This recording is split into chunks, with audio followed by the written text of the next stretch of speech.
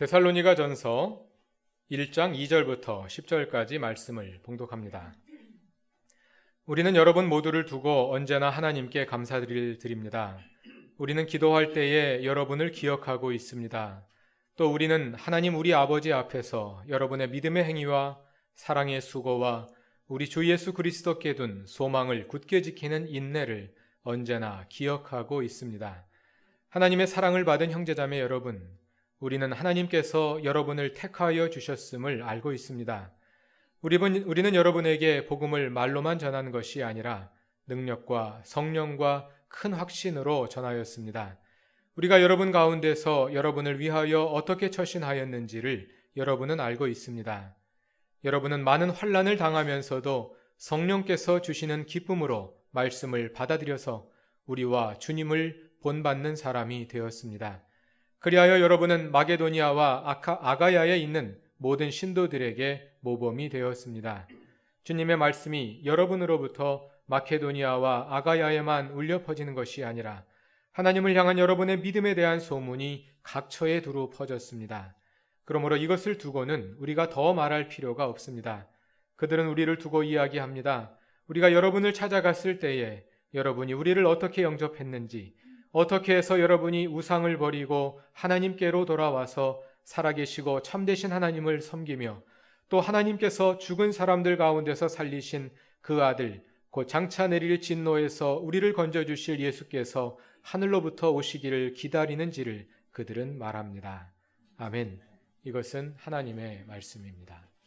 데살로니가 전서는 바울이 그의 동역자 실로아노와 디모데와 함께 작성하여 데살로니가에 보낸 편지입니다.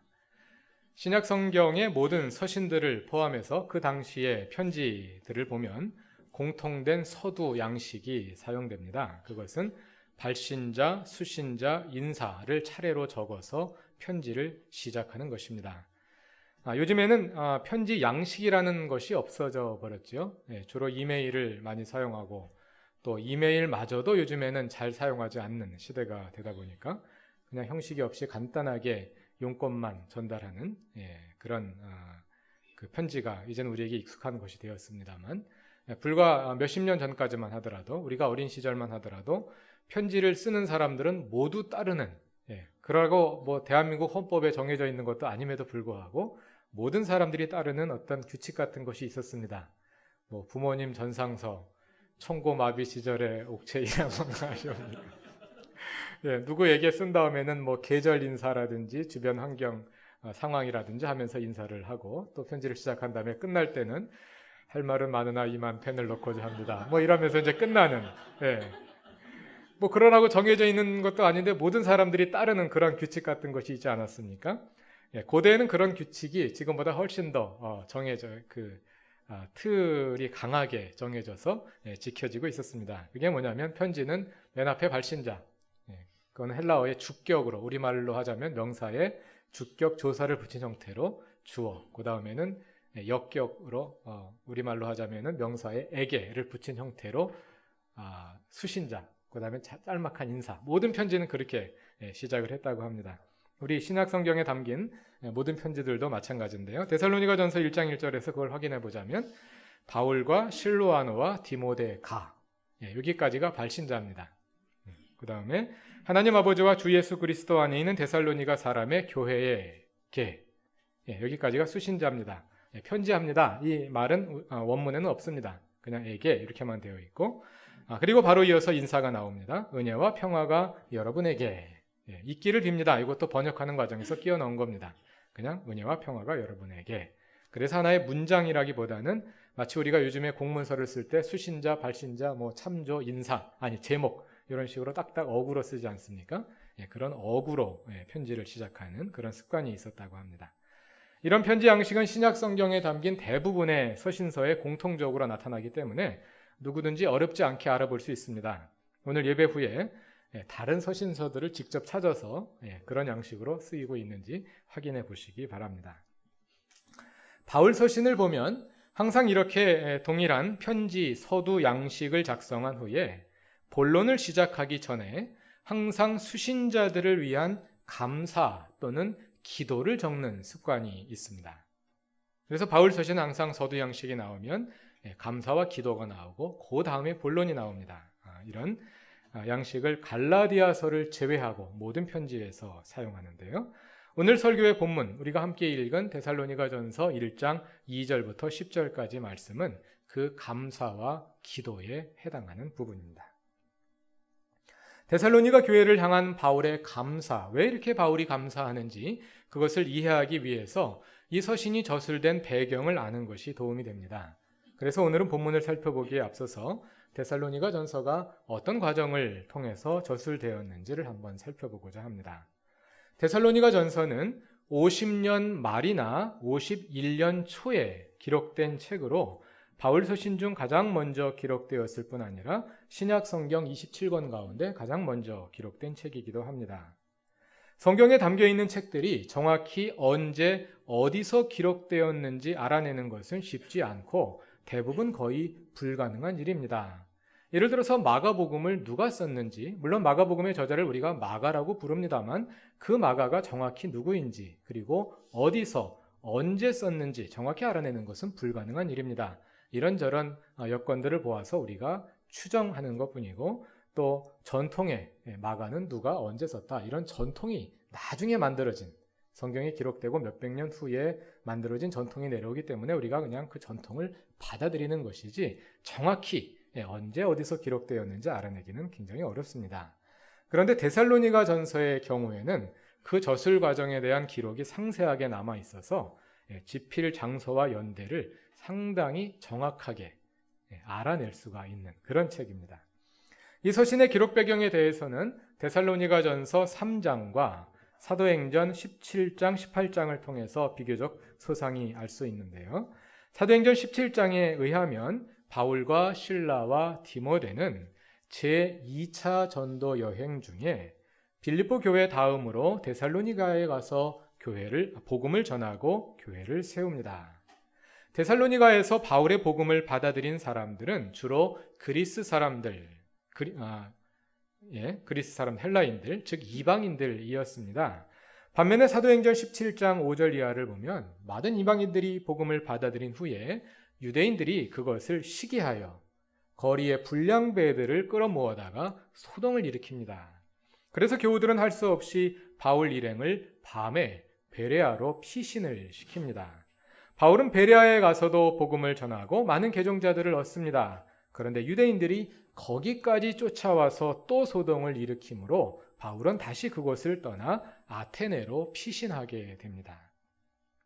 데살로니가 전서 2장 17절 이하를 보면 그렇게 계속하여 쫓겨가는 상황에서도 나중에 지도를 찾아보시면 알 수 있겠습니다만 지금 그리스가 있는 그 발칸반도 끄트머리 그리스가 있는 지역에서 북쪽으로부터 남쪽으로 빌립보에서 데살로니가로, 데살로니가에서 베레아로, 베레아에서 아테네로, 아테네에서 이제 고린도로 계속해서 남쪽으로 내려가고 있는 그런 상황입니다.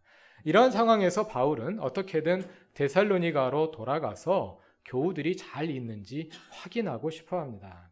왜냐하면 자신은 어떻게 그곳을 빠져나왔지만 과연 교회가 박해를 잘 견디어내고 있는지, 교우들은 무사한지, 또 그것을 밤에 피해 나온 자신을 비난하고 있지는 않을지 염려되었기 때문입니다. 그래서 데살로니가 전서 3장 1절 이하를 보면 바울은 참다 못하여 아테네에서 디모데를 데살로니가로 보냅니다. 2절과 3절을 보면 바울이 디모데를 데살로니가로 보낸 이유는 교우들을 굳건하게 하고 그들의 믿음을 격려하여 환난 가운데서 흔들리지 않게 하려는 것이었습니다. 그렇게 데살로니가로 보냄 받았던 디모데가 6절에서 돌아옵니다. 그가 돌아와서 전한 소식은 데살로니가 교우들이 믿음과 사랑 가운데 튼튼히 서 있으며 바울 일행이 그들을 보고 싶어하는 것과 같이 데살로니가 교우들도 바울 일행을 간절히 보고 싶어한다는 것이었습니다. 바울은 그 소식을 듣고 큰 위로를 받습니다. 그리하여 그는 감사하는 마음으로 동역자인 실로아노와 디모데와 함께 편지를 쓰게 되는데 그 편지가 바로 데살로니가 전서입니다. 데살로니가 전서는 무엇보다도 바울의 감사가 깊이 배어 있는 편지입니다. 왜냐하면 그 순간까지 바울의 선교 여정은 고난의 연속이었기 때문입니다. 사도행전 16장에 의하면 바울은 2차 전도 여행 중에 방향을 잃고 오랜 기간을 암중모색으로 보냅니다. 16장 5절 이하를 보면 바울은 1차 전도 여행을 중에 세웠던 교회들을 다시 방문한 후에 그 선교지를 아시아 지역으로 확대하려고 하나 하나님께서 허락하지 않습니다. 그래서 바울은 방향을 바꾸어서 저 북쪽에 있는 비두니아로 다시 선교지를 확대하려고 하나 그것도 또 하나님께서 허락하지 않습니다. 그래서 오랜 기간을 헤매다가 드로아 항구에서 밤의 환상을 보게 됩니다. 성경에는 아주 짤막하게 기록되어 있는데 지도를 놓고 바울이 옮겨 다닌 경로들을 찾아보면 바울은 보통 큰 길을 따라서 선교를 다니는데 그때는 바울이 헤매 다니기 때문에 시골길을 헤매고 다녔다 이렇게 나옵니다. 굉장히 먼 거리입니다.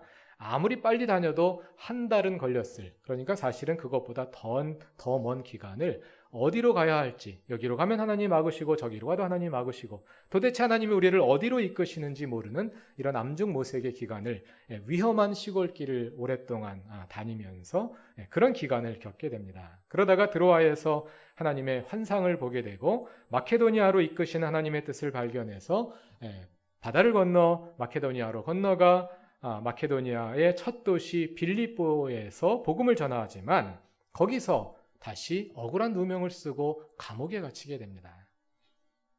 감옥에서 나와 찾아간 다음 도시가 데살로니가였습니다. 그러나 앞에서 말씀드린 것처럼 그곳에서는 유대인들이 소란을 일으켜 바울은 야반도주를 해야 했고 베레아까지 그 유대인들이 쫓아와 소란을 피우므로 거기서도 피신을 해야 했습니다.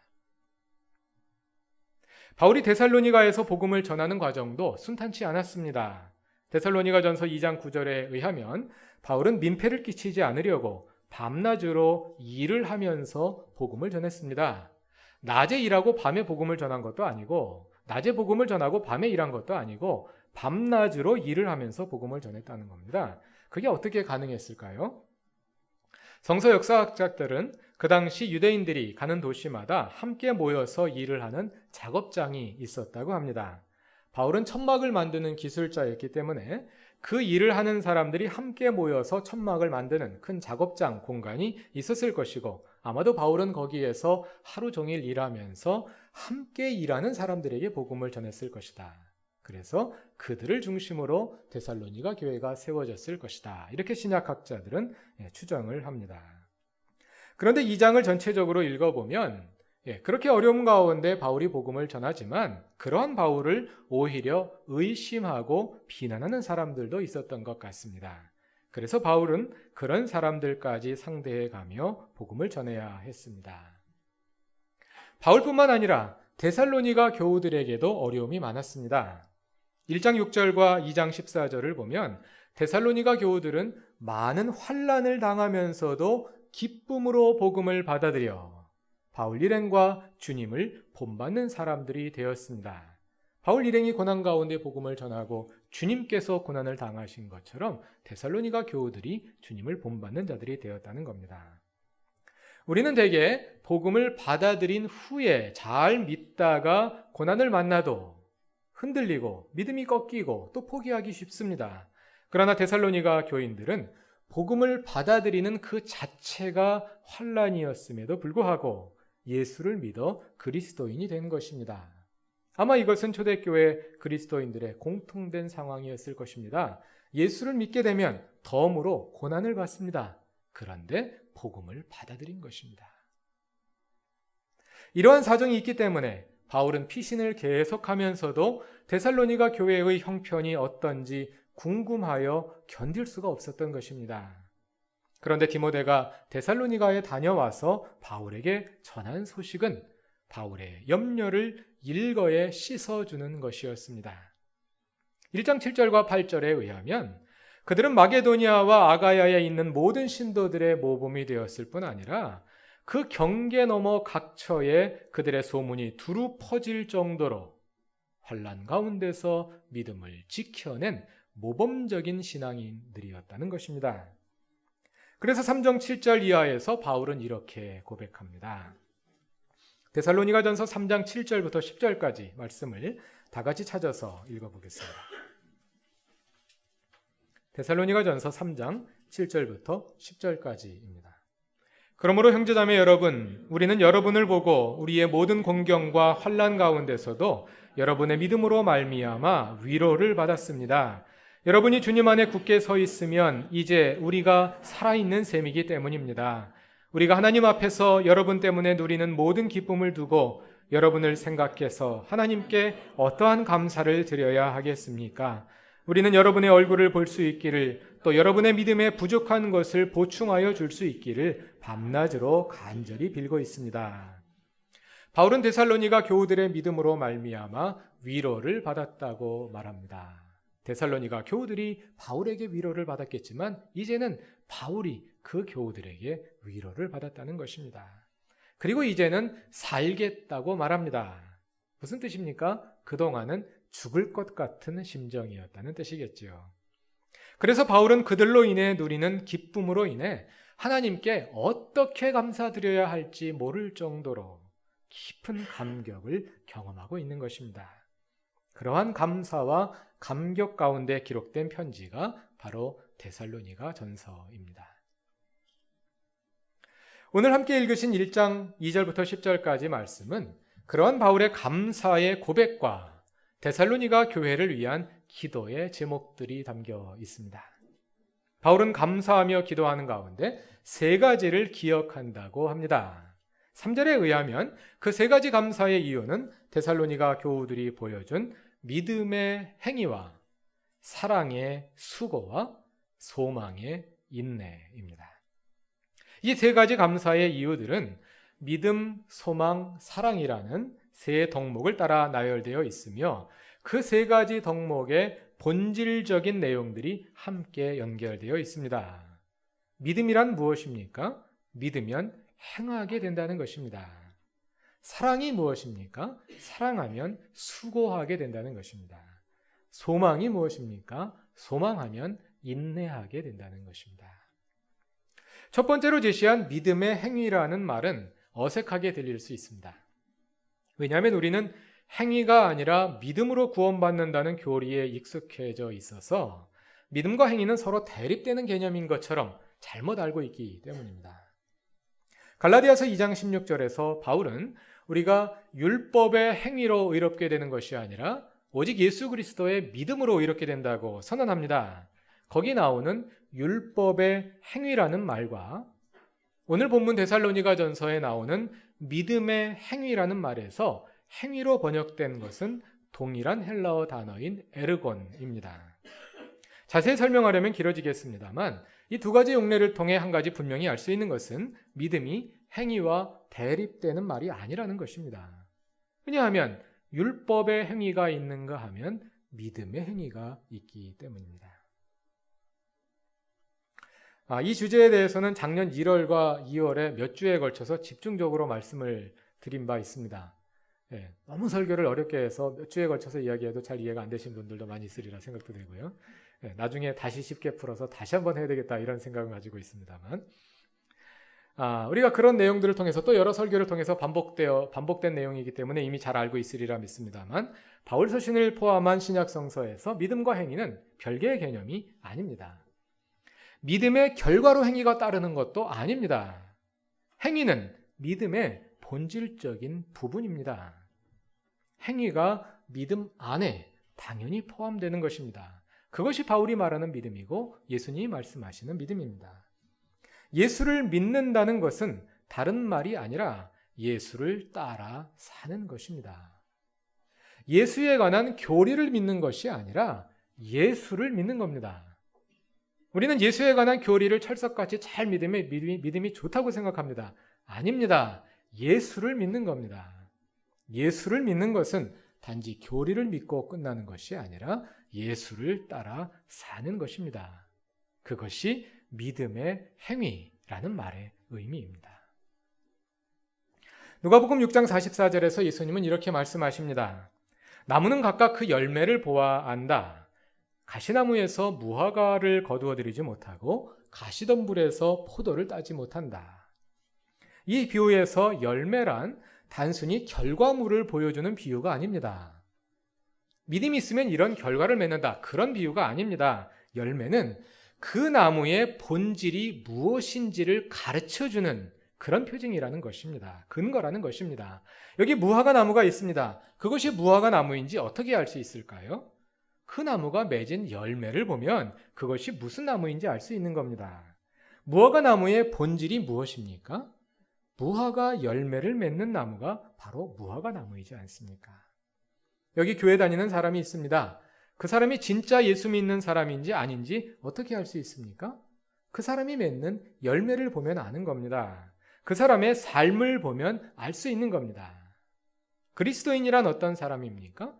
그리스도인답게 사는 사람이 그리스도인입니다. 그런데 데살로니가 전서에서 믿음이 언급되는 경우에 대다수는 그것이 고난과 연결되는 것을 볼 수 있습니다. 1장 6절과 7절을 연이어 읽어보면 그들은 환난 가운데 말씀을 받아들여 주님을 본받음으로써 주변 지역 모든 신도들의 모범이 되었습니다. 또 3장 2절부터 7절까지를 읽어보면요, 2절과 3절과 7절에 믿음이라는 단어가 등장하는데 바울이 디모데를 데살로니가에 보낸 것은 그들의 믿음을 격려하여 아무도 환난 가운데 흔들리지 않게 하려는 것입니다. 그래서 7절에서 바울은 자신의 곤경과 환난 가운데서 데살로니가 교우들의 믿음으로 말미암아 곤경과 환난 가운데서 위로를 얻었다고 고백합니다. 바울이 칭찬하는 대로 데살로니가 교우들이 환난 가운데서도 흔들리지 않고 믿음을 지킬 수 있었던 이유는 그 믿음이 단지 교리를 받아들이는 지적 차원의 믿음이 아니라 믿음이 곧 삶과 연결되는 믿음의 행위로서의 믿음이었기 때문일 것입니다.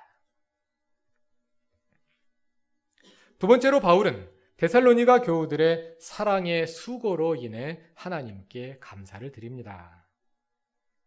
그런데 데살로니가 전서를 보면은요, 믿음과 사랑이 여러 번 하나로 묶여서 쓰이는 것을 볼 수 있습니다. 3장 6절에서 바울은 데살로니가로 갔던 디모데가 돌아와서 교우들의 믿음과 사랑의 기쁜 소식을 전하여 주었다고 말합니다. 또 5장 8절을 보면 종말을 살아가는 그리스도인의 삶의 태도를 비유하여 믿음과 사랑을 가슴막이 갑옷으로 입지하고 권면합니다. 믿음과 사랑이 함께 나오는 이유는 믿음과 사랑이 근본적으로 다르지 않은 것이기 때문입니다. 믿음은 곧 믿음의 행위인데 그것은 사랑의 수고와 본질적으로 다르지 않은 것입니다. 믿음 따로 사랑 따로 있는 것이 아니라 믿는 것이 곧 사랑하는 것이고 사랑하는 것이 곧 믿는 것입니다. 왜냐하면 믿음의 행위의 극치는 사랑일 것이기 때문입니다. 그래서 갈라디아서 5장 6절에서 바울은 이렇게 말합니다. 그리스도 예수 안에서는 할례를 받거나 안 받는 것이 문제가 되지 않습니다. 가장 중요한 것은 믿음이 사랑을 통하여 일하는 것입니다. 갈라디아서는 바울이 이신칭의론을 그 적대자들과 대결하는 가운데 강력하게 제시하고 있는 책입니다. 바울의 오직 믿음으로 의롭게 된다는 그 이신칭의, 이신득의의 신앙이 가장 강력하게 제시되고 있는 갈라디아서에서 바울이 뭐라고 말하냐면 믿음은 사랑을 통하여 일하는 것이라고 말합니다. 믿음은 교리를 통하여 일하는 것이 아니라 사랑을 통하여 일하는 것입니다. 그래서 믿음은 사랑의 본질이며 사랑은 믿음이 발현되는 방식이다. 이렇게 말할 수도 있겠습니다. 믿는 것은 사랑하는 것입니다. 그래서 누가복음 10장 25절 이하에서 어떤 율법 교사가 예수께 우리가 무엇을 해야 영생을 얻을 수 있느냐고 물었을 때, 내가 어떻게 해야 구원받을 수 있느냐고 물었을 때 예수님은 하나님을 믿어라 이렇게 말씀하시지 않고 하나님을 사랑하고 이웃을 내 몸과 같이 사랑하라 이렇게 말씀하시는 것입니다. 우리는 믿음으로 구원을 얻습니다. 그런데 믿음이란 무엇입니까? 믿음이란 곧 사랑입니다. 하나님을 사랑하고 이웃을 사랑하는 것입니다. 그것이 하나님을 믿는 것입니다. 그럼 믿음으로서의 사랑, 그 사랑은 구체적으로 어떻게 실천되어야 할까요? 데살로니가전서 3장 12절에서 바울은 이렇게 말합니다. 3장 12절을 다 같이 찾아서 읽어보겠습니다. 또 우리가 여러분을 사랑하는 것과 같이 주님께서 여러분끼리 서로 나누는 사랑과 모든 사람에게 베푸는 여러분의 사랑을 풍성하게 하고 넘치게 해주시기를 빕니다. 여기서 바울이 기도하는 것, 우리말 어순을 따라 번역하다 보니까 초점이 조금 흐려질 수도 있습니다만 바울의 기도는 무엇이냐면 하나님께서 우리의 사랑을 풍성하게 하고 넘치게 해주시기를 비는 겁니다. 우리가 사랑하도록 비는 것이 아니라 하나님께서 사랑할 수 있도록 우리에게 능력을 주시기를 기도하는 것입니다. 그 사랑은 먼저 공동체 내에서 나누어져야 하고 여러분끼리 서로 나누는 사랑과 그 다음에 공동체 밖의 모든 사람들에게로 확대되어야 합니다. 모든 사람에게 베푸는 사랑입니다. 그런데 그것은 무엇보다도 하나님께서 우리의 사랑을 풍성하게 하고 넘치게 해주셔야 가능하다는 말입니다. 하나님께서 사랑을 주셔야 사랑할 수 있다는 말은 복음이면서 동시에 우리를 향한 하나님의 요구이기도 합니다. 한편으로 이것은 우리는 사랑할 능력이 없지만 하나님께서 우리에게 사랑을 풍성하게 넘치도록 부어주셔서 사랑할 수 있도록 만들어주겠다 하는 약속이기 때문에 복음입니다. 그러나 바로 그 약속으로 인해서 우리는 하나님 앞에 하나님 나는 사랑할 능력이 없어서 사랑할 수 없습니다. 이렇게 변명할 근거가 없어져 버리는 것입니다.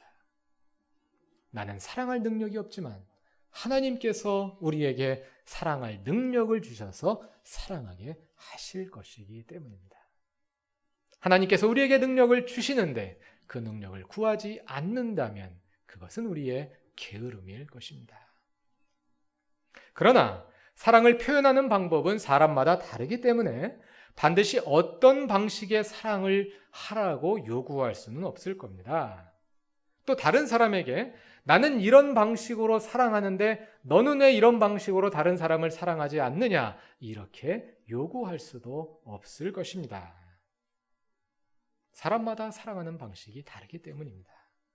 그러나 또 다른 한편에서 보자면 사랑을 표현하는 방법이 서툰 사람은 사랑을 표현하는 방법을 배우도록 노력할 필요도 있을 것입니다.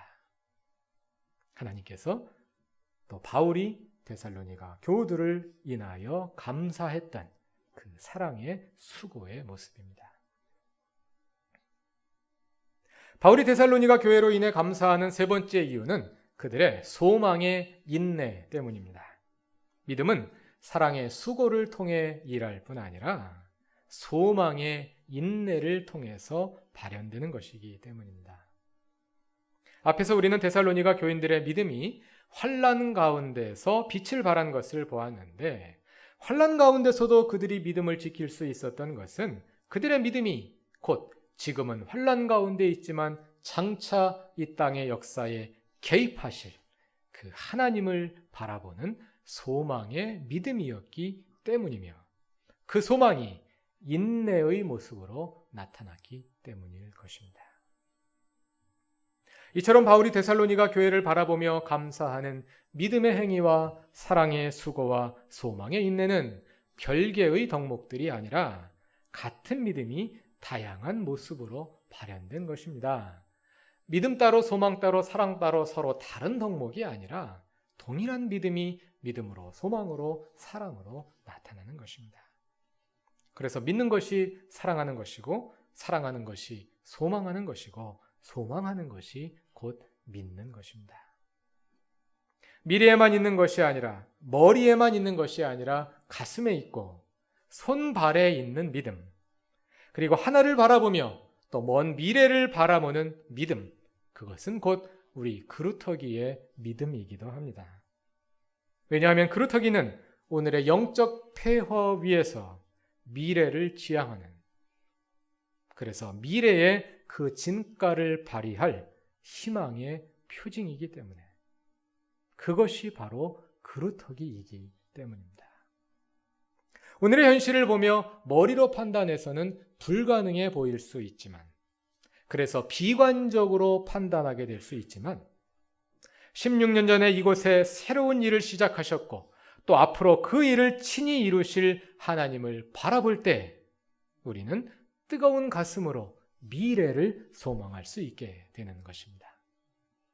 그 믿음으로, 그 소망으로 서로 사랑하며 또 그 사랑의 손길을 우리 울타리 밖의 사람들을 향해 널리 펼치는 일이 우리 가운데서 계속되기를 바랍니다. 그리할 수 있도록 하나님께서 우리의 사랑을 풍성하게 하시고 또 넘치게 하실 것입니다. 그 일을 함께 소망하고 꿈꾸며 그루터기 됨을 함께 회복해 나아가는 우리 모든 교우들이 되시기를 바랍니다. 다 같이 기도드리겠습니다. 하나님, 우리의 믿음이 사랑의 수고로 실천되고 소망의 인내를 낳으며 일상의 삶을 통해 구현되게 하옵소서. 하나님께서 세우신 이 그루터기가 믿음의 공동체로 새로워지며 소망 가운데 사랑을 더해가게 하옵소서. 하나님께서 우리의 사랑을 풍성하게 하시고 또 넘치게 하옵소서. 오직 주의 능력으로 우리 자신을 변화시켜 나가며 이 땅에 참된 그루터기가 되게 하옵소서. 예수님의 이름으로 기도드립니다. 아멘.